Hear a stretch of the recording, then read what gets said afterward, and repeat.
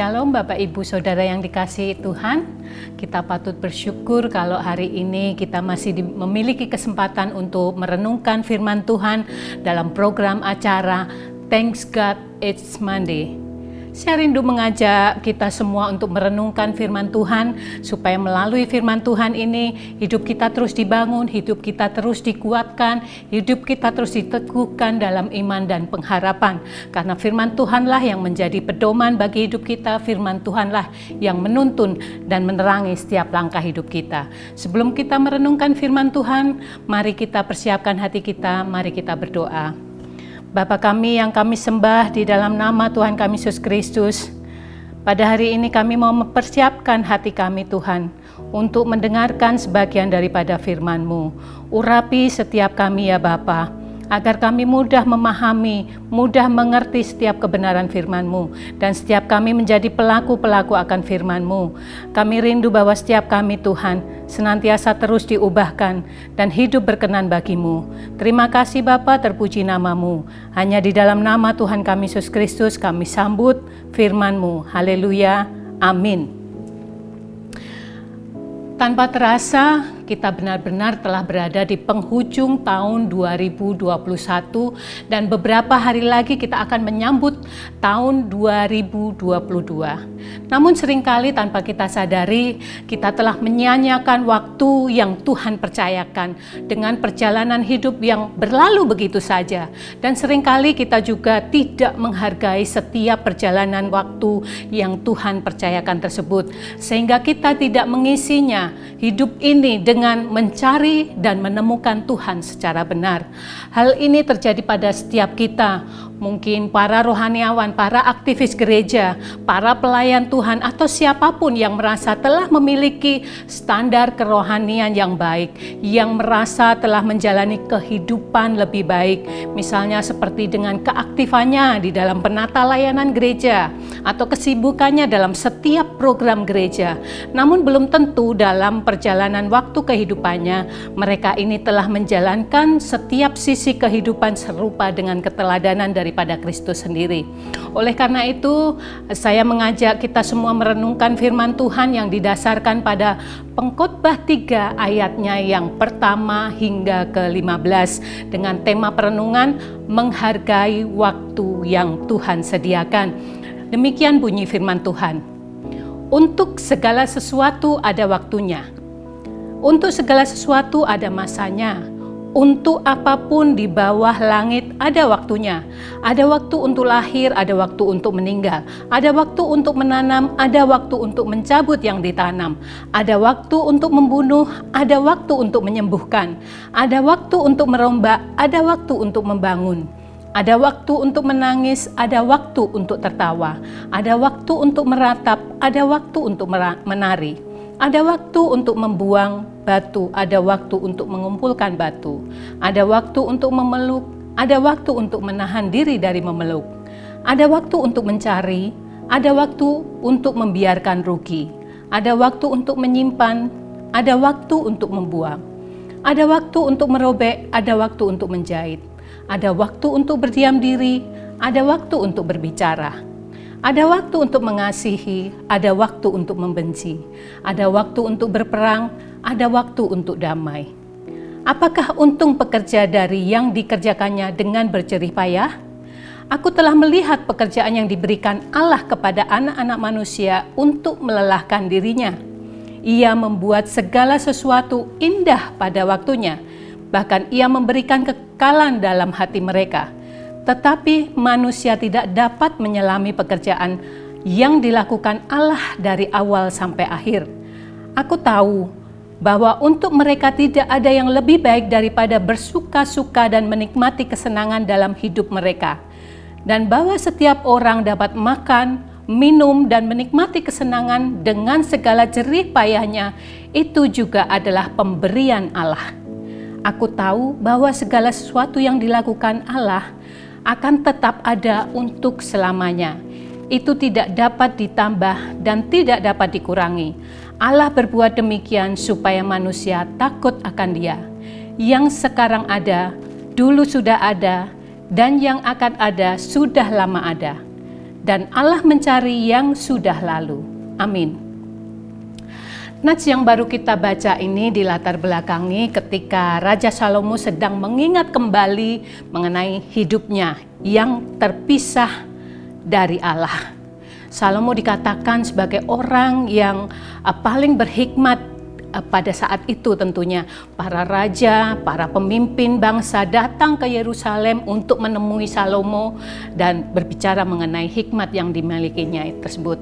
Salomo menjelaskan bagaimana segala sesuatu yang pernah dia usahakan, dia uji, dia rasakan dalam perjalanan kehidupannya tidak ada artinya, tidak berguna, semuanya hampa dan dikatakan sebagai praktik yang sia-sia. Padahal perkataan ini dituliskan oleh seorang yang Salomo yang memiliki segalanya seperti kepandaian, kekuasaan, kekayaan yang luar biasa dan lain sebagainya. Salomo berusaha membawa pembaca kitab ini ke dalam sebuah pengalaman kehidupan untuk dapat memahami makna sesungguhnya dari kehidupan tersebut. Namun dari semua wawasan praktisnya tentang kehidupan, pada akhirnya Salomo sendiri gagal memperhatikan nasihatnya sendiri dan mulai jatuh. Dan menjelang akhir hidupnya, Salomo melihat kembali kehidupan masa lalunya dengan sikap rendah hati dan pertobatan. Dia meninjau ulang kehidupannya dengan harapan dapat menjauhkan pembaca kitab ini dari pahitnya belajar melalui pengalamannya sendiri, dan bahwa segala sesuatu di luar Allah itu hampa dan tidak berarti. Namun pada bagian akhir daripada kitab Pengkhotbah 12 ayatnya yang ke-13 mengatakan bahwa akhir kata dari segala yang didengar ialah takutlah akan Allah dan berpeganglah pada perintah-perintahnya, karena ini adalah kewajiban setiap orang. Secara khusus pasal 3 ini berbicara mengenai sebuah keseimbangan. Salomo mengingatkan bahwa Allah mengendalikan hidup dan mengatur segala sesuatunya dengan seimbang. Jika ada kematian, tentu ada yang berduka. Jika ada kelahiran, tentu ada yang bersuka cita. Manusia tidak selalu menangis, namun juga tidak selalu tertawa. Mungkin hidup tampaknya tidak selalu indah, namun Allah akan menerbitkan keindahan dari semua yang telah terjadi. Pada Pengkhotbah 3 ini dijalin dengan puisi yang begitu indah, dimulai dengan kata-kata untuk segala sesuatu ada masanya. Setiap makhluk yang ada di bawah bumi, di bawah matahari tidak terluput dari keterbatasan dimensi ruang dan waktu. Tidak ada satupun yang luput dari kefanaan karena semuanya berada dalam periode dan masa yang terus berganti. Dan semuanya tidak mungkin terlepas dari situasi dan segala persoalan yang melintas dalam setiap kehidupannya. Namun dalam segala situasi, pengkhotbah mengingatkan ada suatu pengharapan di balik semuanya itu. Pandangan Salomo sendiri dalam nats ini mengatakan bahwa Allah mempunyai rencana untuk semua orang. Dia memberikan siklus kehidupan masing-masing dengan tugas yang harus setiap orang lakukan. Mungkin ketika seseorang menjalaninya banyak masalah yang tampaknya bertentangan dengan rencana Allah. Namun hendaklah tantangan itu bukan menjadi penghalang, namun justru sebaliknya terus merupakan kesempatan untuk menemukan pemahaman bahwa tanpa Allah, masalah-masalah kehidupan ini tidak memiliki solusi yang abadi.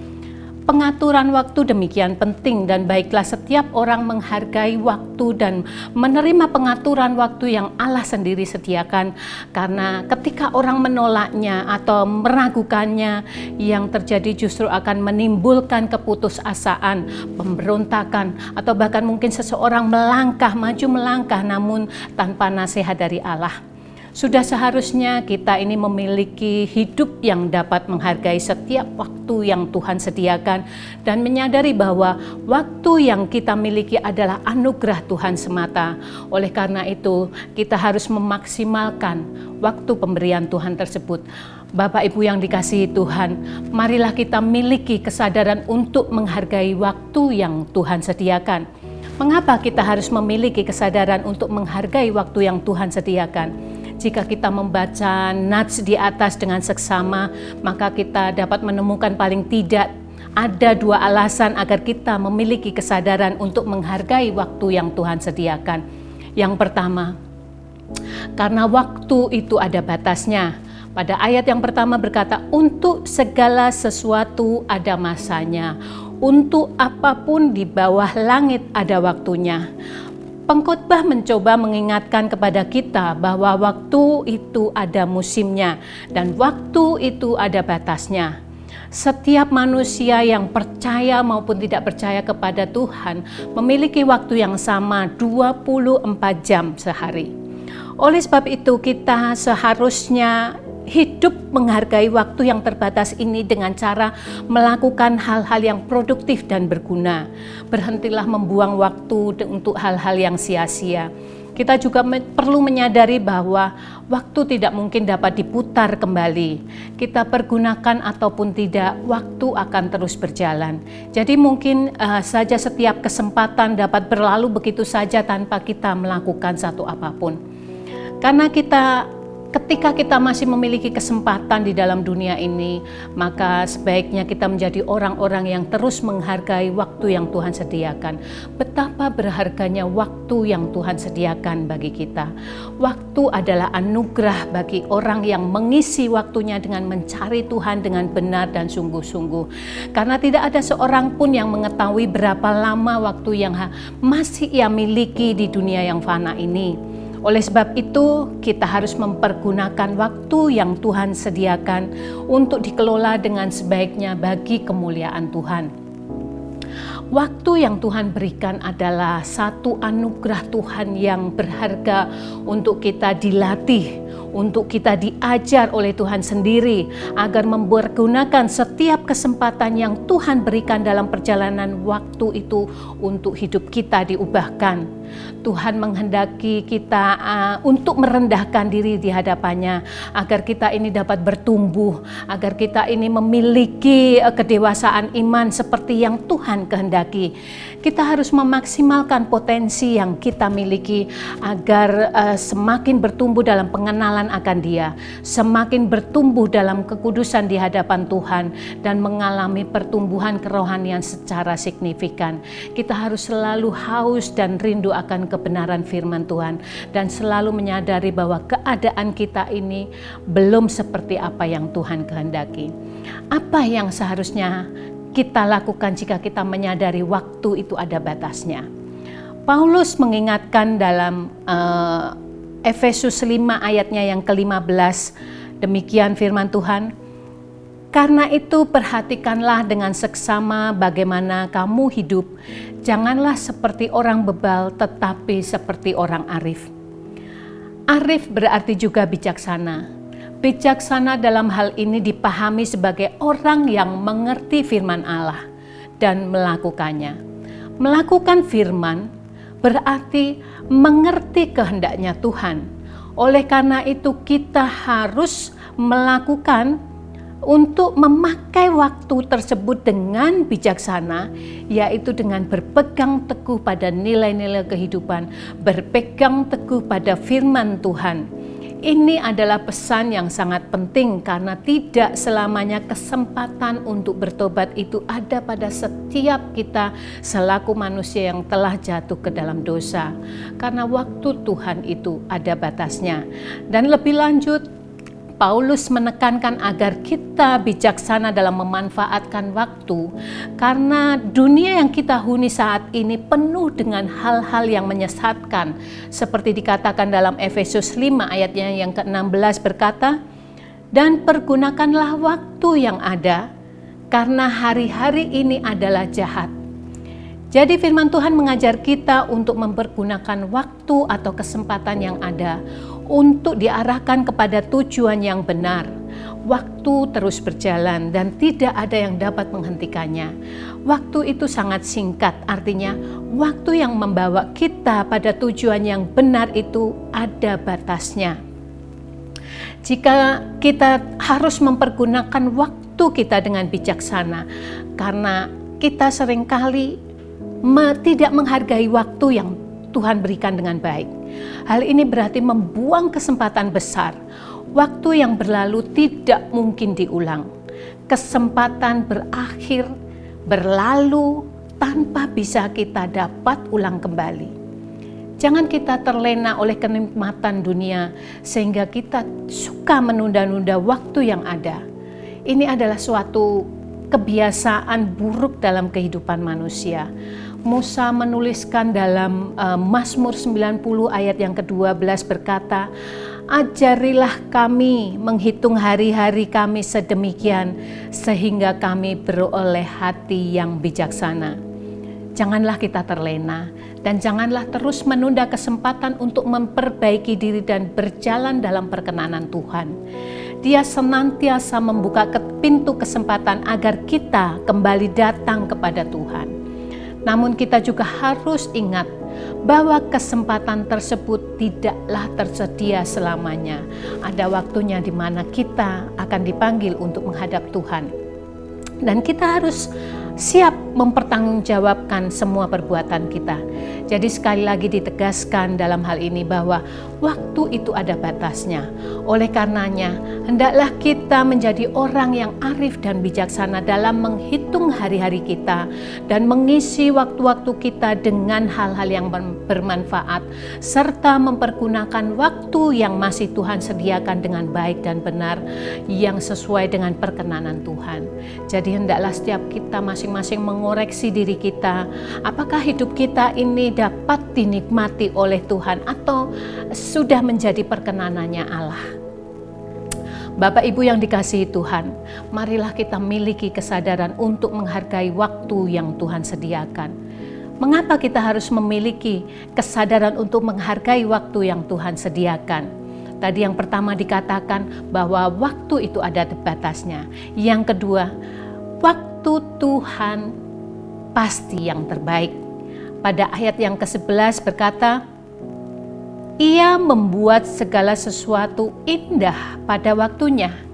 Bahkan Ia memberikan kekekalan dalam hati mereka, tetapi manusia tidak dapat menyelami pekerjaan yang dilakukan Allah dari awal sampai akhir.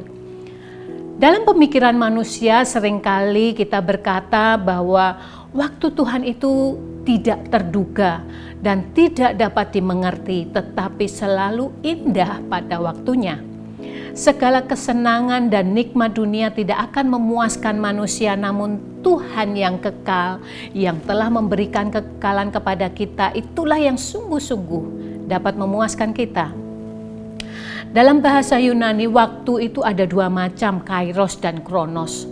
Kronos itu dikatakan sebagai waktunya manusia. Dari kata kronos inilah muncul kata kronologi, waktu yang dipergunakan oleh manusia secara berurutan dari hari ke hari. Sedangkan kairos ini bicara mengenai waktunya Tuhan. Kairos ini adalah kesempatan yang Tuhan berikan kepada manusia. Kita kembali kepada Efesus 5 ayatnya yang ke-16 dikatakan, dan pergunakanlah waktu yang ada karena hari-hari ini adalah jahat. Waktu yang dimaksudkan di sini adalah kairos. Jadi waktunya Tuhan. Kalau dalam Alkitab bahasa Indonesia sehari-hari berkata, gunakanlah sebaik-baiknya setiap kesempatan yang ada padamu, karena masa ini adalah masa yang jahat. Jadi waktu atau kairos ini diartikan sebagai sebuah kesempatan. Maka pada Pengkhotbah 3 ayatnya yang ke-11 berkata, Ia membuat segala sesuatu indah pada waktunya. Waktu Tuhan walaupun tidak dimengerti, namun selalu indah pada waktunya. Tetapi hal ini justru seringkali membuat manusia kecewa sama Tuhan. Mereka bertanya, kok Tuhan tidak menjawab doa saya, kok Tuhan saya ini masih sakit, masih belum disembuhkan, kok masalah saya masih terus ada, belum ada jalan keluarnya. Bagaimana sebenarnya cara kita memahami waktu Tuhan yang selalu indah pada waktunya tersebut? Seringkali ketika kita berdoa, meminta sesuatu kepada Tuhan, kita mengharapkan caranya, kita mengharapkan hasilnya, kita mengharapkan waktunya sesuai dengan apa yang kita inginkan. Dan setelah kita berdoa, kemudian keadaan tidak seperti apa yang kita harapkan, seringkali kita menjadi kecewa. Padahal kita seharusnya menyadari bahwa waktunya Tuhan adalah yang terbaik. Dan bukan waktu kita, karena kita percaya Tuhan itu Maha Tahu. Tuhan mengetahui yang terbaik bagi umatnya, karena waktu Tuhan itu indah pada waktunya. Manusia seringkali menginginkan waktu yang instan untuk menghadapi proses kehidupan. Sementara waktu Tuhan itu bertahap. Manusia inginnya tergesa-gesa, jangan lama-lama, jangan ada proses. Masalahnya, tanpa proses ibarat makanan tanpa melalui sebuah proses, maka makanan tersebut tidak akan matang. Sama halnya dengan kita. Jika tanpa melalui proses kita ini tidak akan matang secara rohani. Tanpa proses manusia tidak akan kuat ketika menghadapi tantangan. Tanpa proses kita tidak mungkin sampai kepada tujuan. Tanpa proses kita tidak akan memiliki karakter yang serupa dengan Kristus. Sehingga kalau kita tidak memiliki karakter yang serupa dengan Kristus, karakter yang matang, karakter yang kuat, maka kita tidak akan teguh berdiri. Kita akan mudah jatuh, kita akan mudah tergoda oleh hawa nafsu atau yang lain sebagainya. Prinsipnya di sini adalah jangan sekali-sekali mempercepat waktunya Tuhan. Persoalan terbesar bukan hanya datang dari luar saja, tetapi juga datang dari dalam diri kita, yaitu keputusan kita sendiri yang keliru, salah satunya dengan mempercepat waktunya Tuhan. Mungkin seperti contoh dalam Alkitab, kasus Abraham dan Sarah yang sudah dijanjikan oleh Tuhan sendiri bahwa mereka akan memiliki keturunan seperti bintang di langit dan seperti pasir di laut dalam Kejadian 15 dan 16. Namun mereka tidak sabar menunggu waktunya Allah. Ketika mereka pikir janji Allah belum kunjung datang dan mereka bertambah tua, maka akhirnya Sarah berkata kepada Abraham untuk mengambil budaknya, yaitu Hagar. Ketika Abraham lebih mendengarkan perkataan Sarah daripada mempercayai perkataan Allah, maka ketika Abraham mempercepat rencana Allah, yang terjadi pada waktu Hagar melahirkan anak bagi Abraham, dan sejak saat itulah dia memandang rendah nyonyanya. Dia tidak menghormati Sarah karena Sarah mandul dan dianggap rendah serta tidak mendatangkan berkat bagi keluarga. Sejak saat itulah Sarah pun menderita. Bencana besar dalam kehidupan kita dapat terjadi jika kita berusaha mempercepat rencana Tuhan dalam hidup kita. Oleh karenanya, jangan kita mencoba jalan kita sendiri jika Tuhan belum membuka jalan kita.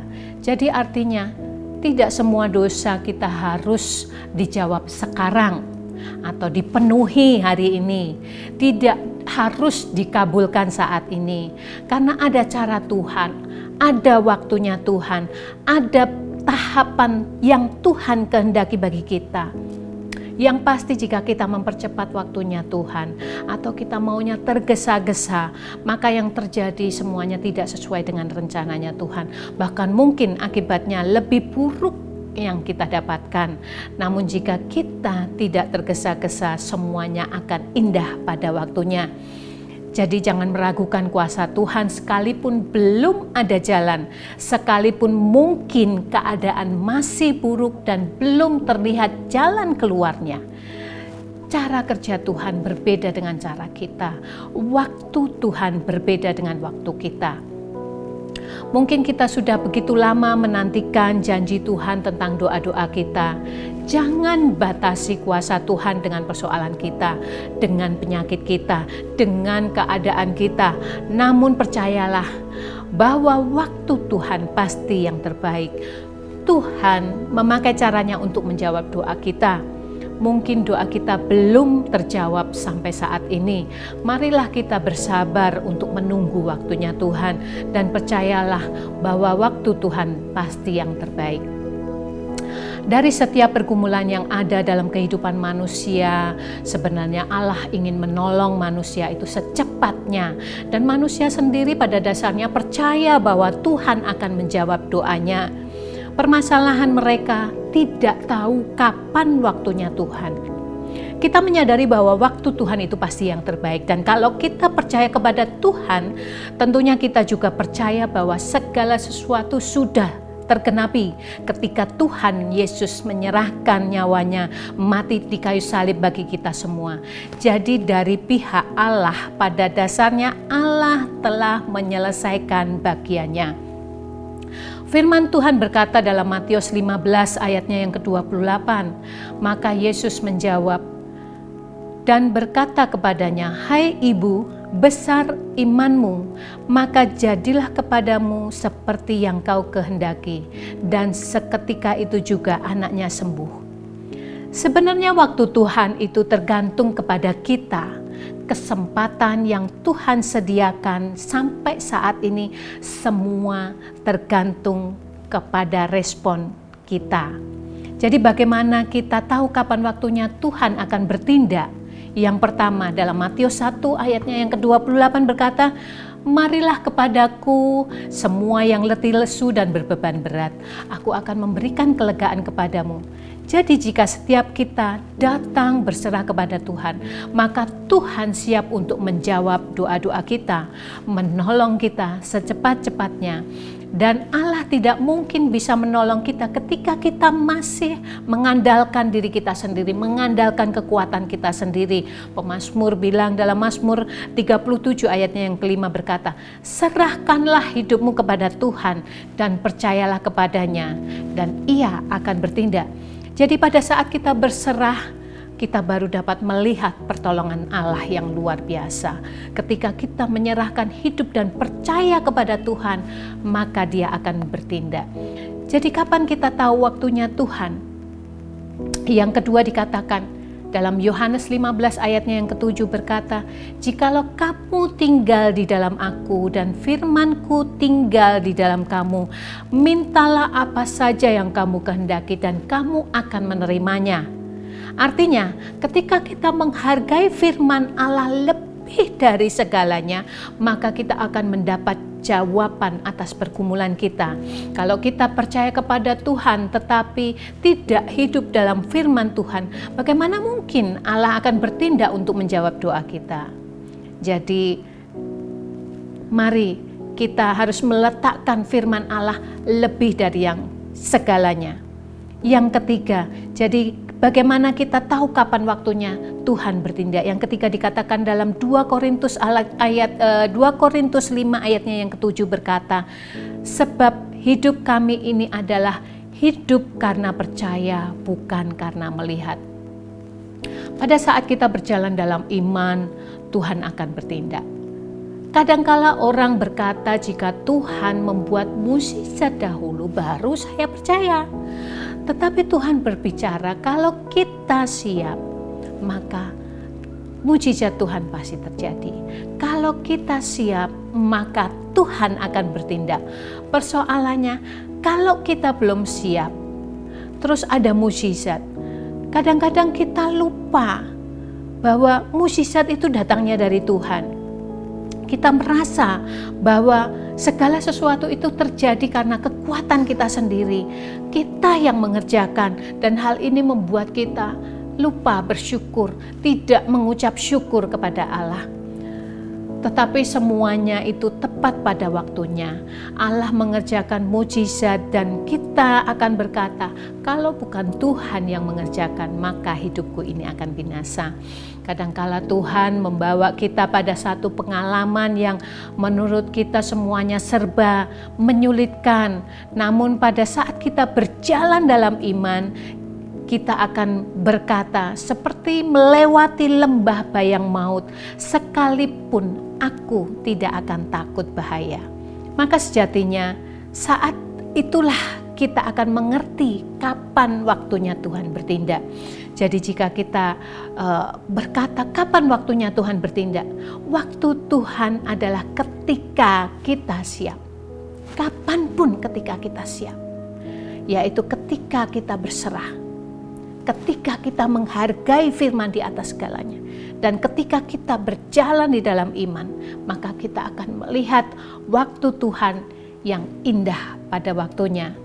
Demikian renungan firman Tuhan mengenai menghargai waktu yang Tuhan sediakan, yang didasarkan dari Pengkhotbah 3 ayatnya yang pertama hingga ke-15. Kiranya firman Tuhan yang kita renungkan pada hari ini menjadi berkat dan penghiburan bagi kita semua. Amin. Mari kita tundukkan kepala, kita akan berdoa. Bapa, terima kasih Tuhan buat setiap renungan firman-Mu, buat setiap firman-Mu yang kami terima pada hari ini Tuhan. Biarlah firman-Mu kiranya mengubahkan setiap kami. Biar kami terus belajar Tuhan, menghargai setiap waktu yang Tuhan sediakan. Kami boleh menyadari bahwa waktu Tuhan ada batasnya, bahwa waktu Tuhan adalah yang terbaik. Jadi biarlah kita mempergunakan waktu kita sebaik-baiknya untuk mencari kebenaran firman-Mu Tuhan. Terima kasih Bapa. Terpuji namamu, hanya di dalam nama Tuhan kami Yesus Kristus. Haleluya. Amin. Shalom.